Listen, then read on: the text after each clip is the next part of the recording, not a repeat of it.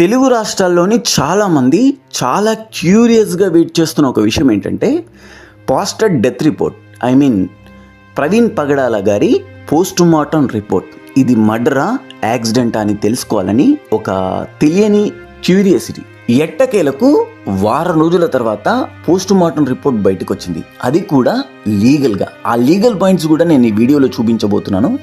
వారం రోజుల నేను ఎందుకన్నానంటే 24వ తారీఖు morning 11 o'clock pastor Praveen Kumar Hyderabad నుంచి తన సొంత వెహికల్ అయిన బుల్లెట్ పైన విజయవాడకు బయలుదేరాడు.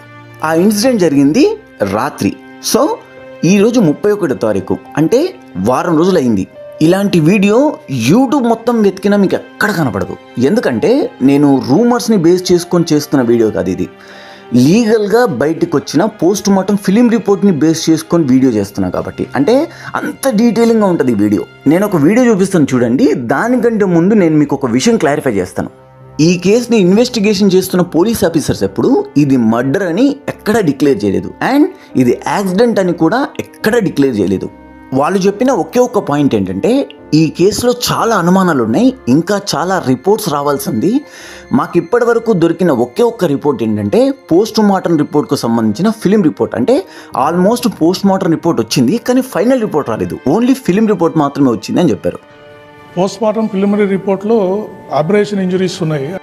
ఈ వీడియో చూస్తున్న వ్యూవర్స్కి ఒక డౌట్ రావచ్చు, పోస్ట్ మార్టం రిపోర్ట్ ఒకటే ఉంటుంది కదా, post mortem film report and post mortem final report సపరేట్గా ఉంటాయా అని.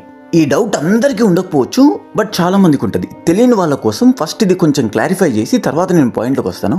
ఫర్ ఎగ్జాంపుల్, ఒక బాడీ యాక్సిడెంట్లో చనిపోయి పోస్ట్ మార్టం రిపోర్ట్ కోసం హాస్పిటల్కి వస్తే ఆ బాడీని చూడగానే, అంటే అవుట్ ఆఫ్ ది బాడీని చూడగానే ఇది యాక్సిడెంట్లో చనిపోయిందని తెలిస్తే, అంటే రోడ్డు తాకడం కానీ, రోడ్డు గీసుకోవడం కానీ, అండ్ వెనకాల నుంచి వెహికల్ గుద్దేయడం కానీ, ఇలాంటివి ఏవైనా కనిపిస్తే, అంటే రోడ్ యాక్సిడెంట్లో చచ్చిపోయిన క్లియర్ ఎవిడెన్సెస్ కనిపిస్తే మాత్రమే డైరెక్ట్గా పోస్ట్ మార్టం రిపోర్ట్ వస్తుంది. లేదు అని కొత్త అనుమానాలు, అంటే ఇంజూరీస్ లోపలయ్యి బయటకేమీ కనపడకుండా బాడీ లోపల పాయిజన్ ఉన్నట్టు అనుమానాలు, లేదా లోపల ఆల్కహాల్ ఉన్నట్టు అనుమానాలు, లేదా ఎలాంటి బాడీ ఇంజూరీస్ లేకుండా ఈ డెత్ జరిగిందేమో అనే అనుమానాలు, అంటే ఇన్సైడ్ ఇంజురీస్ ఏమైనా ఉంటే ఆ మెడికల్కి సంబంధించిన different categories of medical departments నుంచి రిపోర్ట్స్ రావాల్సి వస్తుంది. సో ఫైనల్గా ఒక ఫిలిం కాపీ ఉంటుంది.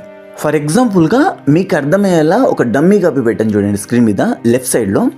ఇదేం చూపిస్తుంది అంటే లోపటి ఇంజురీస్ దేని నుంచి అయి ఉంటాయి, దేనివల్ల అయి ఉంటాయి, ఎక్కడెక్కడ అయ్యాయి అనేది క్లియర్గా మనకు చూపిస్తుంది అనమాట.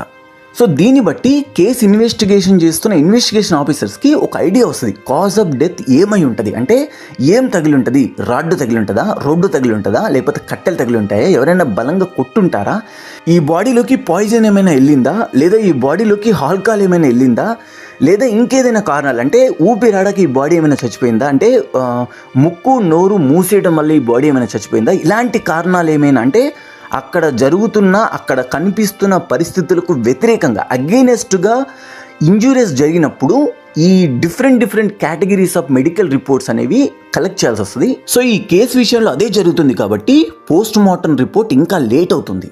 ఇక డైరెక్ట్గా పాయింట్లోకి వస్తే పోస్ట్ మార్టం ఫిలిం రిపోర్ట్లో బయటకు వచ్చింది ఏంటంటే హెడ్ మీద బలమైన గాయాలున్నాయి. హెల్మెట్ పెట్టుకున్నాడు, అంటే జావా బ్రాండెడ్ హెల్మెట్ పెట్టుకున్నాడు, అయినా కూడా బలమైన గాయాలున్నాయి. హెడ్ ఇంజురీ జరిగింది, హెడ్ మీద లేసరేట్ ఇంజురీస్ ఉన్నాయి. సో చూశారు కదా, ఈ మాట చెప్పింది ఎవరో కాదు, ఐజీ అశోక్ కుమార్ గారు. ఈ కేసుని ఇన్వెస్టిగేషన్ చేస్తున్న వ్యక్తి. ఒక డెడ్ బాడీ మీద బ్రాండెడ్ హెల్మెట్ ఉంది, అంటే జావా కంపెనీకి సంబంధించిన బ్రాండెడ్ హెల్మెట్ ఉంది, హెడ్ ఇంజరీ జరిగి తను చనిపోయాడు అని పోస్ట్ మార్టం రిపోర్ట్లో వచ్చింది. సో ఇప్పుడు ఇన్వెస్టిగేషన్ ఎలా జరుగుతుంది అంటే తల మీద బలమైన గాయాలు చేసి తర్వాత హెల్మెట్ ఎవరు పెట్టారు అనే కోణం నుంచి ఇన్వెస్టిగేషన్ జరుగుతుంది. సో ఇది పాయింట్. ఇక పాయింట్ నెంబర్ 2, ఇదే పోస్ట్ మార్టం రిపోర్ట్లో ఇంకో విషయం కూడా బయటకు వచ్చింది. కాలి మీద బర్న్ ఇంజురీ ఉంది, అంటే పైన ఉన్న ప్యాంటు కాలిపోలేదు, అట్లీస్ట్ మరక కూడా పడిపోలేదు, కానీ లోపల మాత్రం బర్న్ ఇంజురీ ఉంది. ఈ పాయింట్ పోస్ట్ మార్టం రిపోర్ట్లో బయటకు వచ్చింది. వారి కాలు మీద ఒక బర్న్ ఇంజరీ ఉంది, దాన్ని కూడా పెథాలజీ రిపోర్ట్ పంపించారు. సో పోస్ట్ మార్టం రిపోర్ట్లో బయటకు వచ్చిన ఈ 2 పాయింట్స్ని బేస్ చేసుకొని ఇన్వెస్టిగేషన్, అంటే ఫర్దర్ ఇన్వెస్టిగేషన్ ఎలా ఉండబోతుందో మనం ఒక అంచనా వేయచ్చు. అంటే ఎవరో చంపారు, ఎవరు వాళ్ళు, ఎందుకు చంపారు, ఏ కోణం నుంచి దీన్ని దర్యాప్తు చేస్తారు, అసలు కారణాలేంటి, ఆస్తి గొడవల, ఇంకో గొడవల, ఇంకో గొడవల, ఇంకో గొడవల. ఇక్కడ ఒక పాయింట్ ఏంటంటే ఈ పోస్ట్ మార్టం రిపోర్ట్లో బయటకు వచ్చింది ఏంటంటే ఇది జస్ట్ యాక్సిడెంటల్గా చచ్చిపోయింది కాదు. అంటే యాక్సిడెంటల్గా అంటే స్కిడ్ అయ్యి రోడ్డు పక్కన పడిపోయి జస్ట్ హెడ్ తగిలి చచ్చిపోయింది కాదు, ఎవరో బలంగా కొట్టి చంపేశారు. సో దీని వెనుక కారణాలు ఏంటి, సో కాజ్ ఆఫ్ డెత్ తెలిసింది కాబట్టి ఆ కాజ్ ఆఫ్ డెత్ వెనుకున్న కారణాలేంటి, ఏ గొడవల వల్ల వీళ్ళు చంపుంటారు అని ఇన్వెస్టిగేషన్లో తెలుస్తుంది అని నేను అనుకుంటున్నా. ఇంకా బయట చాలా రూమర్స్ వస్తున్నాయి. వాటిని నేను రూమర్స్ అని ఎందుకు అన్నానంటే పోలీసులు ఎప్పుడు ఇన్వెస్టిగేషన్ చేస్తున్న పోలీసులు ఎప్పుడు అఫీషియల్గా ఆ ఫుటేజ్ని రిలీజ్ చేయలేదు. ఇక్కడ ఒక పాయింట్ ఏంటంటే 2 వర్గాల నుంచి రూమర్స్ వస్తున్నాయి. వాళ్ళేమో కాదు అంటున్నారు, వీళ్ళేమో అవును అంటున్నారు. ఇంకొకటి ఎవరికో తెలియకుండా అసలు ఎక్కడి నుంచి బయటకు వస్తున్నాయో తెలియకుండా అన్నీ బయటకు వచ్చేస్తున్నాయి. సో ఓన్లీ ఇక్కడ పోలీసులు అఫీషియల్గా అనౌన్స్ చేసిన ఒక పోస్ట్ మార్టం రిపోర్ట్ని బేస్ చేసుకొని మాత్రమే నేను ఈ వీడియో చేస్తున్నాను. రూమర్స్ని బేస్ చేసుకొని నేను ఈ వీడియో చేయట్లేదు.